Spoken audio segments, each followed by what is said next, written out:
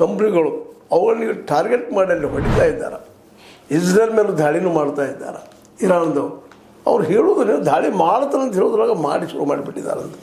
ಅಷ್ಟರ ಮಟ್ಟಿಗೆ ಇವತ್ತು ಅವ್ರ ಮಾತುಗಳನ್ನು ಕೇಳಲಾರದ ಮಟ್ಟಿಗೆ ಬಂದಿತ್ತು. ಇವತ್ತು ಹೆಚ್ಚು ಕಡಿಮೆ ಇರಾನ್ ಗೆದ್ದು ಹೋಗಿಬಿಟ್ಟದಂತ.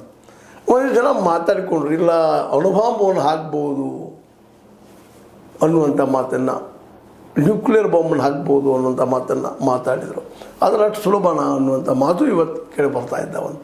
ಯಾಕಂದ್ರೆ ಅದೇನೋ ಆಯಿತು, ಜಪಾನ್ ಮೇಲೆ ಹಾಕಿದ್ರು, ಹಿರೋಶಿಮಾ ನಾಗಸಾಕಿ ಮೇಲೆ ಇವತ್ತಿನ ಡೆವಲಪ್ ಆಗಿರಲಿಲ್ಲ. ಆದರೂ ಸಹ ಸಾಕಷ್ಟು ಸಾವುಗಳಾದವು. ಅದರಲ್ಲಿ ಇನ್ನೂ ಕಪ್ಪು ಚುಕ್ಕೆಯಿಂದ ಹೊರಗೆ ಬರಲಿಕ್ಕೆ ಆಗ್ತಾ ಇಲ್ಲ. ಇಂಥ ಒಂದು ಸಂದರ್ಭದಲ್ಲೇ ಈಗ ಏನಾದರೂ ಅಣುಬಾಂಬವನ್ನು, ನ್ಯೂಕ್ಲಿಯರ್ ಬಾಂಬನ್ನು ಏನಾದರೂ ಇರಾನ್ ಮೇಲೆ ಹಾಕಿದ್ರೆ ಏನಾಗಬಹುದು, ಇವೆಲ್ಲವೂ ಚರ್ಚೆ ನಡೆದಿದೆ.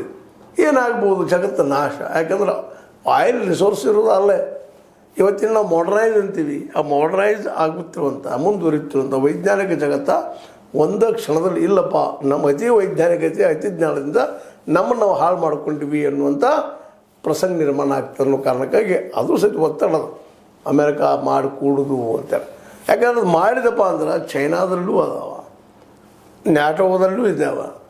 ಅವರೆಲ್ಲರೂ ಒಬ್ಬರ ಮೇಲೆ ಒಬ್ಬರು ಒಗದಾಡಿ ಹೋಗೋದ್ರಪ್ಪ ಅಂದ್ರೆ ಭಸ್ಮಾಸುರನ ಕಚ್ಚೋದಲ್ಲ. ಕೊನೆಗೆ ತಾನು ತಲೆ ಮೇಲೆ ತಾನು ಕೈ ಇಟ್ಕೊಂಡು ಭಸ್ಮಾಗಿ ಹೋದಂಗೆ ಹೋಗ್ತದೆ ಇವತ್ತಿನ ಜಗತ್ತ ಅನ್ನೋದು ಎಲ್ಲರಿಗೂ ಭಯ ಅದು. ಈ ಭಯ ನಮ್ಮ ಈ ಟ್ರಂಪಲ್ಲೂ ಅದ. ಟ್ರಂಪ್ ಅವರು ಸಹಿತ ಭಯ ಪಡ್ತಾ ಇದ್ದಾರೆ.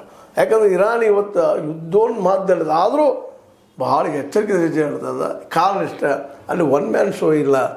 ಹೌದು, ಡಿಕ್ಟೇಟರ್ಗಳು ಇದ್ದಾರೆ, ಗ್ರೂಪ್ ಡಿಕ್ಟೇಟರ್ ಅಂತ ಕರಿಬೋದು ನಾವು. ಯಾಕಂದರೆ IRGC Islamic revolutionary guard corps ಇವನು ದೊಡ್ಡ ಗುಂಪನ್ನದ, ಬೇರೆ ಬೇರೆ ಸೈನ್ಯದ ಥರಗಳಿದ್ದಾರೆ. ಅವರು ಡಿಸಿಷನ್ ತೊಗೊಳ್ತಾ ಇದ್ದಾರೆ. ಅವ್ರ ಹಿಂದೆ ಚೈನಾ ಅದ ಮತ್ತು ರಷ್ಯಾ ಅದ. ಇದು ಅಷ್ಟು ಸತ್ಯದ. ಇದೆಲ್ಲ ಗೊತ್ತಾಗಿದೆ ಇವತ್ತು ಟ್ರಂಪ್ ಅವರಿಗೆ.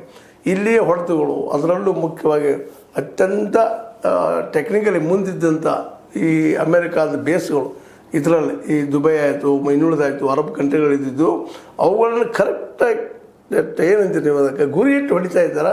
ಇದಕ್ಕೆ ಮೇನ್ ಕಾರಣ ಅಂದರೆ ಅಲ್ಲಿ ರಷ್ಯಾ ಮತ್ತು ನಮ್ಮ ಚೈನಾದ ಟೆಕ್ನಾಲಜಿ ಅನ್ನೋದು ಅವ್ರಿಗೂ ಗೊತ್ತದ. ಹೀಗಾಗಿ ಈ ಯುದ್ಧನ ಬೆಳೆಸೋದ್ರಿಂದ